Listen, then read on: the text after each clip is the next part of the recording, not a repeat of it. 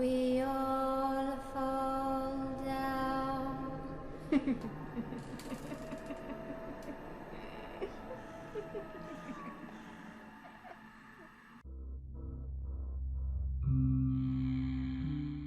Ça fait plusieurs jours maintenant que c'est arrivé. J'ai très longtemps hésité, mais je pense que c'est bon. Je peux vous en parler sans que je ne passe pour un fou. Non, non, techniquement, je ne passerai pas pour un fou, car cette histoire est vraiment grave. C'est une histoire de meurtre. Je devrais prévenir la police, les médias, tout le monde. Mais il y a un petit souci avec le meurtrier. Et j'utilise des guillemets car franchement, c'est vraiment... Bref, je vais vous raconter. Vous, sur ce groupe Reddit, je pense que vous ne me jugerez pas. Vous êtes, oui, des grands amateurs de épouvante de ce que j'ai vu. Et je pense que ça devrait vous plaire. Mais essayez de me croire. Je sais que ça va être extrêmement dur. Mais essayez de me croire. Mais bref, laissez-moi me présenter un minimum. Je n'ai pas envie de donner ni mon nom ni mon prénom. Et vous comprendrez pourquoi. Sachez simplement que je suis agent dans le domaine public. Et je travaille à l'Atonium. Oui, ce gros monument en Belgique. Celui qui constitue de toutes les sphères collées ensemble. Ce détail est-il important ? Eh bien, oui, car ça s'est produit là-bas. Mais je ne sais pas vraiment si ça avait une grande importance pour cette personne. Peut-être qu'il a choisi ce lieu purement par hasard, ou peut-être que c'était précis, mais je sais pas. Je pourrais pas vous dire. Autrefois, j'adorais ce boulot. Vraiment, j'adorais. Surtout les touristes qui venaient très souvent et qui posaient moult et moult questions sur ce lieu. Car pour eux, tant de sphères collées ensemble, c'est un peu loufoque, un peu magique. Sauf un, un seul touriste. Et je suis sûr que beaucoup d'autres touristes n'ont même pas remarqué qu'il n'en était pas un. Car voyez-vous, celui-ci était vêtu d'un costume de clown. Oui, oui, de clown. Le style qu'on engage à l'anniversaire de ses enfants. Il n'était pas spécialement effrayant, pas spécialement rigolo. Le maquillage était passable dans l'ensemble. La tenue était correcte. La perruque aussi. Non, il n'avait rien de spécial. Et beaucoup de gens pensaient vraiment qu'il travaillait ici, pour faire de l'animation ou n'importe quoi d'autre. Mais en tant qu'employé, je savais bien que non. Je ne savais absolument pas ce que foutait ce gars-là. Absolument pas. Mais il n'était pas méchant. Alors pourquoi le faire partir ? J'aurais peut-être dû, mais pour moi ce n'était juste qu'un artiste itinérant qui avait raté sa carrière. Et puis, il ne semblait pas dangereux à la base. Quelle erreur que j'ai fait. Quelle immonde erreur. La plus grosse de toute ma vie. Enfin oui et non à la fois. C'est compliqué à dire, mais disons que le fait de l'avoir ignoré, oui, je n'avais jamais été spécialement gentil avec lui, je l'ignorais tout simplement. Mais par contre, lui, le vigile, il l'entendait vraiment, mais vraiment pas de cette oreille. C'est un petit nouveau qui est arrivé dans l'équipe. Et lui, il était très strict sur le règlement. Aucun artiste, vendeur de rue ou quoi que ce soit d'autre ne devait s'installer devant le monument pour exercer sa profession. Alors il a simplement fait son travail et il l'a chassé. Oui, c'était très cruel. Je lui ai même dit d'ailleurs. Si j'ai bonne mémoire, je pense lui avoir dit que ça ne servait strictement à rien de faire ça. Il n'avait jamais fait de mal. Il n'avait jamais rien dit de travers. D'ailleurs, maintenant que j'y repense, c'est vrai qu'il n'avait jamais rien dit. Il faisait du mime, et il le faisait même très bien. Mais il n'a jamais prononcé le moindre mot. La réponse du vigile était « Oh, qu'il aille au diable, de toute façon, j'ai d'autres chats à fouetter. » Si vous voulez mon avis, c'était juste le petit nouveau qui voulait faire du lèche-botte et qui voulait à tout prix appliquer le règlement à la lettre. Oui, on a tous connu ce genre de gars. Il arrive, il veut licher le cul des patrons, donc il fait tout beaucoup trop bien et il se met tout le monde à dos. Mais passons. J'ai continué ce petit train-train quotidien, sans malheureusement notre ami le clown qui avait dû partir. Jusqu'à ce fameux soir. Il n'y avait plus que lui et moi, je veux dire, le fameux vigile. Il voulait faire quelques heures supplémentaires pour attendre son collègue de nuit. Il n'y avait plus que lui et moi dans le bâtiment. Même les agents de maintenance n'étaient pas là ce soir-là. Je me souviens qu'on discutait tranquillement sur le parking. Et c'est là qu'on l'a vu apparaître le clown. Oui, le même clown. Mais cette fois-ci, il avait un autre air. Il n'avait plus ce côté neutre de tous les clowns. Il était plus sadique, plus mauvais dans le regard. Il n'avait pourtant rien changé. Ni les cheveux, ni le maquillage, ni la tenue. Rien. C'est juste une aura qu'il dégageait. Une aura qui vous faisait sentir que oui, vous allez passer un très mauvais quart d'heure. Dès que je l'ai vu arriver, je voulais partir. J'ai d'ailleurs fait quelques pas en arrière, mais mon collègue, lui, Il ne voulait rien savoir.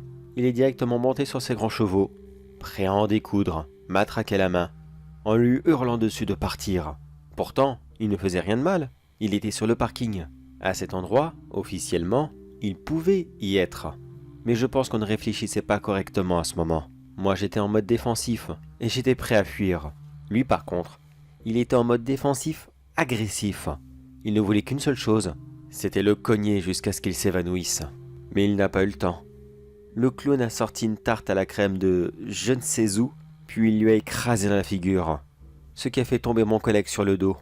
Et je pense que le choc plus un autre produit qu'il avait mis dans cette tarte l'a fait s'évanouir. J'étais tellement sidéré par cette scène, je ne savais vraiment, mais vraiment pas quoi penser, complètement paralysé sur place, entre l'incompréhension d'avoir vu ce clown, qui n'avait jamais rien fait de mal, agresser comme cela mon collègue, et voir enfin ce collègue prendre une bonne raclée alors que ça faisait très longtemps qu'il en méritait une. Mélangé entre des émotions, j'ai à peine eu le temps de lever la tête pour voir une autre tarte à la crème, mais qui cette fois-ci s'est écrasée dans mon visage. Je ne me suis pas évanoui tout de suite. Ça m'a pris 3 ou 4 secondes, mais en ce tout petit laps de temps, j'ai réussi à reconnaître l'odeur du chloroforme. Celle-ci, vous la sentez une fois, vous ne pouvez jamais, mais jamais l'oublier. Oui, j'ai eu de mes aventures avec, mais c'est une autre histoire.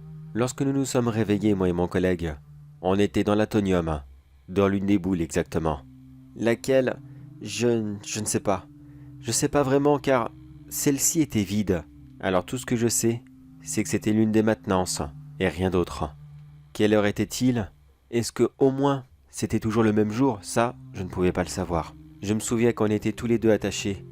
Et alors que j'essayais de comprendre qu'est-ce qu'on foutait là et qui nous avait conduits ici, je restais silencieux et j'observais le moindre détail. Alors que mon collègue, lui, il ne cessait de hurler, en espérant peut-être que quelqu'un l'entende. Mais ce ne fut pas le cas.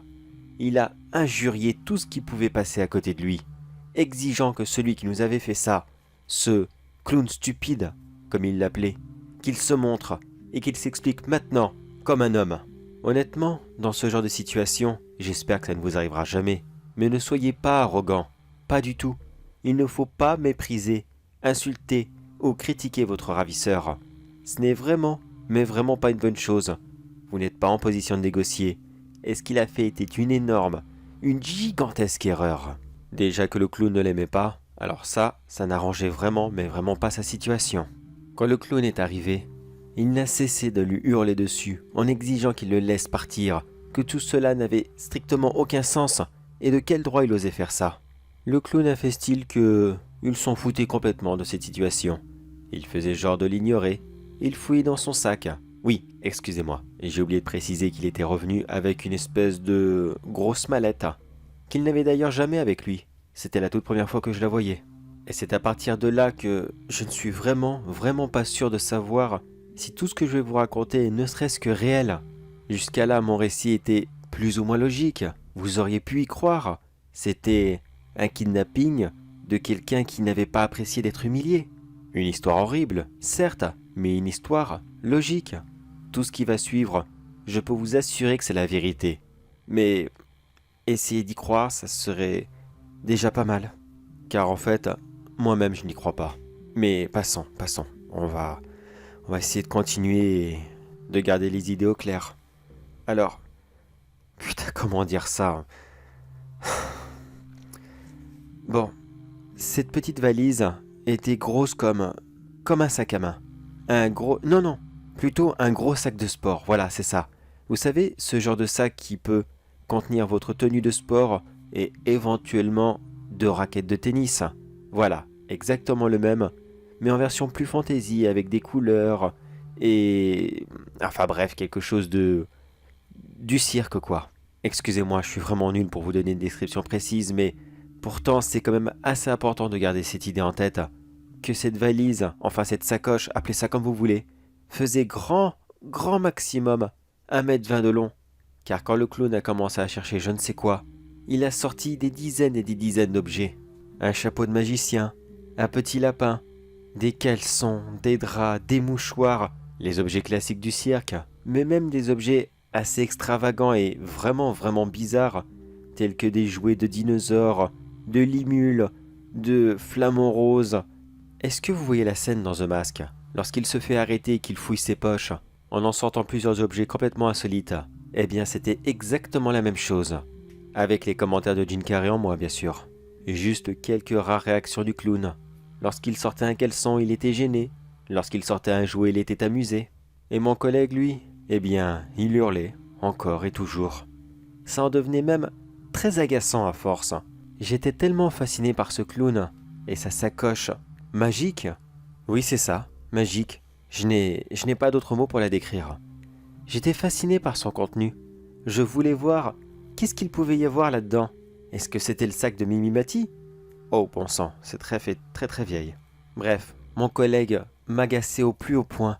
Il ne cessait de crier, et moi, je ne cessais d'être admiratif devant ce clown. Et j'étais devenu son public. Un public complètement fidèle, qui restait là muet d'admiration, et qui n'attendait qu'une seule chose, c'était la fin du spectacle. Puis le clown a enfin réussi à trouver ce qu'il cherchait. C'était un très gros marteau.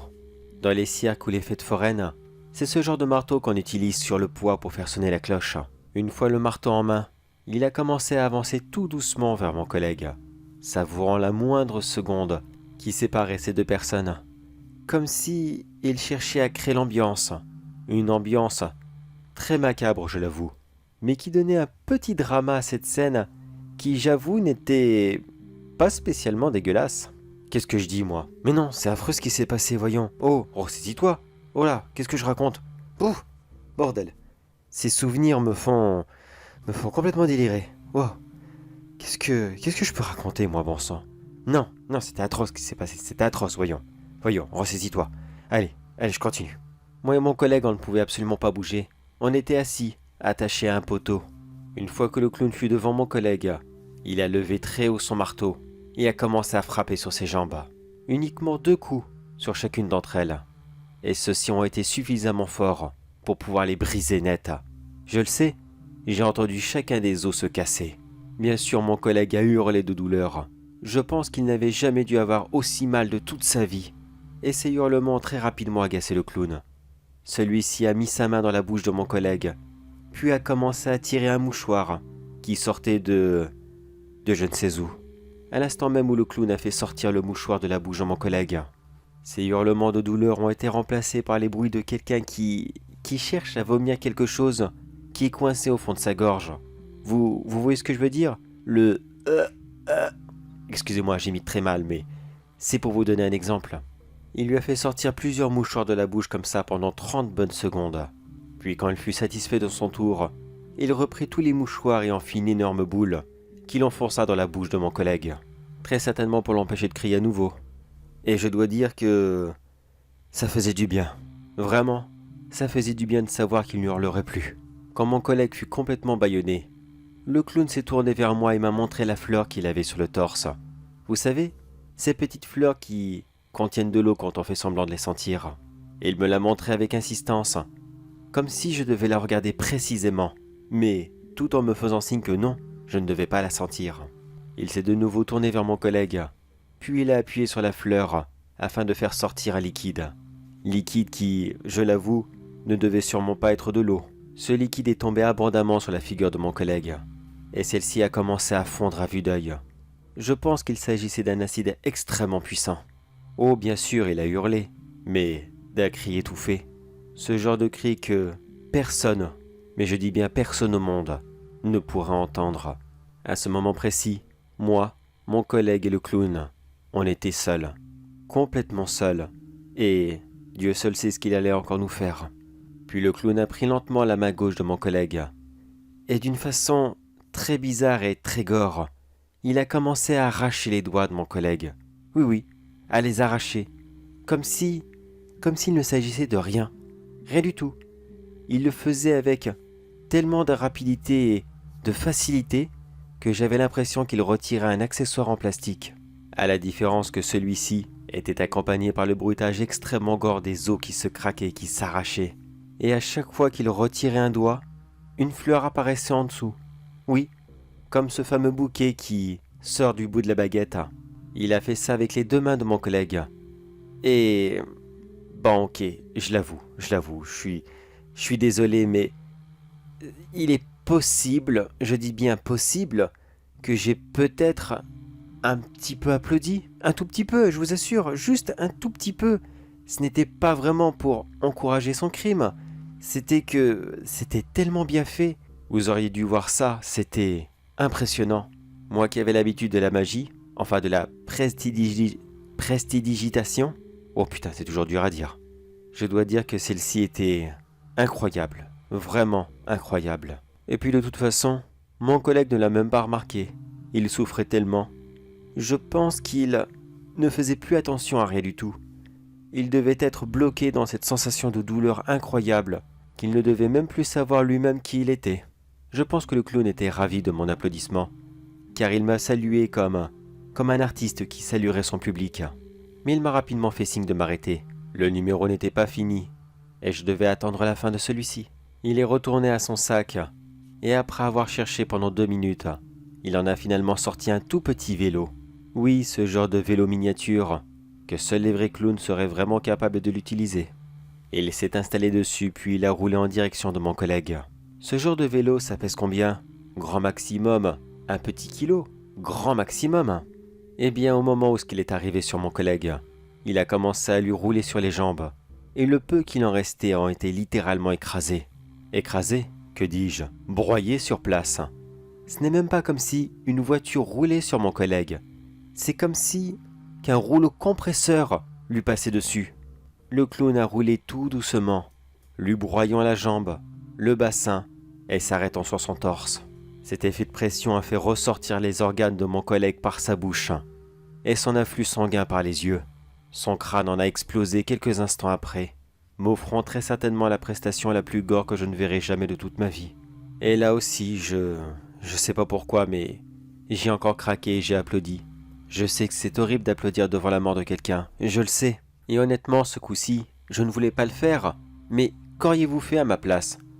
Mon collègue était déjà mort. Il n'y avait plus rien à faire. Est-ce que vous auriez vraiment voulu mettre un clown en colère? Enfin du moins, ce clown en colère? Non, bien sûr que non.